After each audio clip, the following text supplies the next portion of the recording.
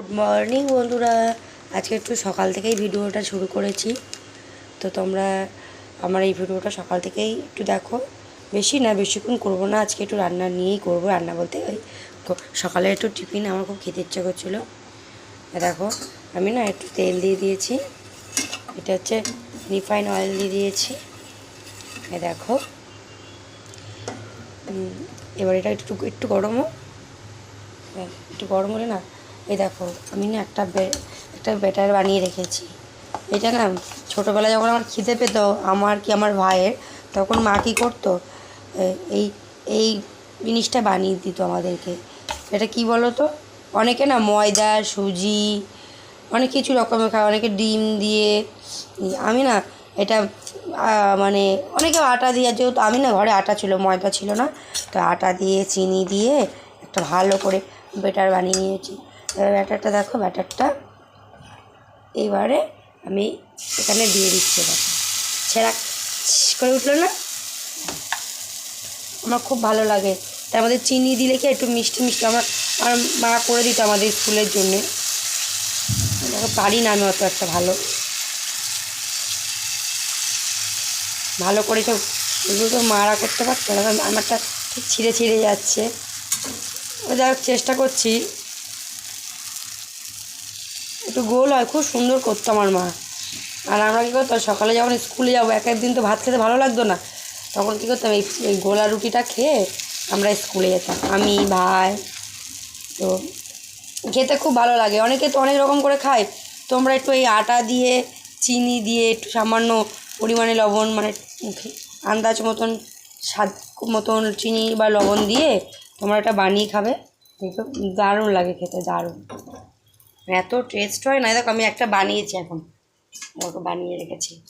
যেহেতু আটার জিনিস তো একটু লালচে লালচে হয়, এবার ময়দারটা কি একটু একটু হচ্ছে সাদা রকমের হয়, সাদা রঙের হয়। আমি তুলতে পারি না, মেন হচ্ছে তুলতে গেলে একটু ছিঁড়ে ছিঁড়ে যায়, একটু তেল একটু ছিঁড়ে ছিঁড়ে যায়, তো আমার অসুবিধা হয়। একটু বাড়িয়ে দিই, না হলে দাঁড়া বা একটু সিমে দেওয়া। এবার এটা কিন্তু আবার ননস্টিক, তোমার আবার কালো বলে আবার উল্টো পাল্টা ভেবো না, এটা ভেঙে গেছে, আমি ওই হাত থেকে পড়ে পড়ে ইয়ে হয়ে গেছে। আর আমার সত্যি কথা বলতে এটার মধ্যে আমার মা করতো কড়াইতে, কী সুন্দর পারফেক্ট গোল্ড হতো। একটু রাই ভাজা হোক, আমি অত রান্নাবান্না অত ভালো পারি না, এই যেহেতু বিয়ের পরে এসে করছি। রান্না করতো মা, নাহলে ঠাম্মির কাছেই থাকতাম, ঠাম্মিও রান্না করতো।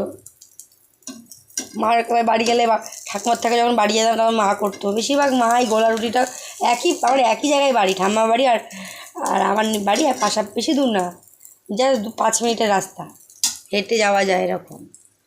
তো বেশিরভাগ স্কুল যাওয়ার সময় ঠাম্মির কাছেও খেয়ে হয়তো কোনো দিন খেয়ে যেতাম। আর বেশি যদি কোনো দিন হয়তো মা গোলা রুটি করে দিয়েছে স্কুলে ঠিক খাওয়ার জন্যে, সেদিন হয়তো গোলা রুটি আমি দেখো ভাইয়ে করতে পারছি না। এটাই হচ্ছে সমস্যা, আমি পারি না, এবার ছিঁড়ে যাচ্ছে, দেখেছো? ফাইনালি উল্টাতেই পারলাম। খেতে খুব টেস্টি হয়, তোমরা একটু বাড়িতে বানিয়ে দেখো বন্ধুরা। এবার চেষ্টা করো প্রায় দিন নানা রকম 2 মিনিট 3 মিনিটের ভিডিও দিতে। দেখো একটু খাস্তা টাইপেরও হয়, আমার দারুণ লাগে। চিনি দিয়ে করো তো মিষ্টি, অনেকে দেবা পেঁয়াজ কুচিয়ে লঙ্কা কুচিয়ে এরকম গোলা রুটি বানায়, ভালো লাগে না, কিন্তু আটার গোলা রুটি খেয়ে হেভি মজা, আটার গোলা রুটি খেয়ে হেভি মজা। তো বন্ধুরা আজকের জন্য ভিডিওটা এখানেই স্টপ করছি। তোমরা একটু বাড়িতে বানিয়ে খেয়েও খুব ভালো লাগবে। তো তোমাদের যদি ভালো লাগে তাহলে চ্যানেলটা সাবস্ক্রাইব করে দিও, তো একটু শেয়ার করে দিও। আর টাটা বন্ধুরা, যদি খুব ভালো লাগে একটু কমেন্টে জানিয়ে দিও।